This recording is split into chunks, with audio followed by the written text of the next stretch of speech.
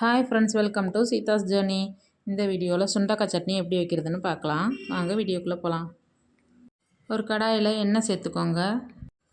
எண்ணெய் காஞ்சதும் தட்டி வச்ச சுண்டைக்காயை சேர்த்து நல்லா வதக்கி எடுத்துக்கலாம். வதங்கின சுண்டைக்காயை தனியாக எடுத்து வச்சிடலாம். அதே எண்ணெயில் உளுந்து கடலைப்பருப்பு சேர்த்து நல்லா வதக்கிக்கலாம்.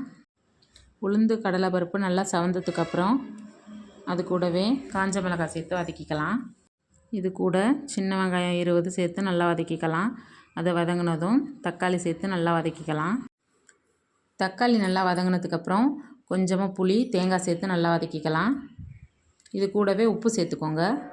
ஏற்கனவே வதக்கி வச்சுருந்த சுண்டைக்காயை இது கூட சேர்த்துக்கலாம். சேர்த்து எல்லாத்தையும் வதக்கிக்கலாம். தேவையான அளவு தண்ணி சேர்த்து இது மாதிரி அரைச்சி எடுத்துக்கலாம். இப்போ சட்னியை தாளிச்சிக்கலாம். எண்ணெய் ஊற்றி கடுகு கருவேப்பிலை சேர்த்து வதக்கி ஊற்றிக்கலாம். அவ்வளோதான் ஃப்ரெண்ட்ஸ், சுண்டக்காய் சட்னி ரெடி. இந்த வீடியோ உங்களுக்கு பிடிச்சிருந்தா லைக் பண்ணுங்கள், ஷேர் பண்ணுங்கள், கமெண்ட் பண்ணுங்கள், மறக்காமல் சப்ஸ்கிரைப் பண்ணுங்கள்.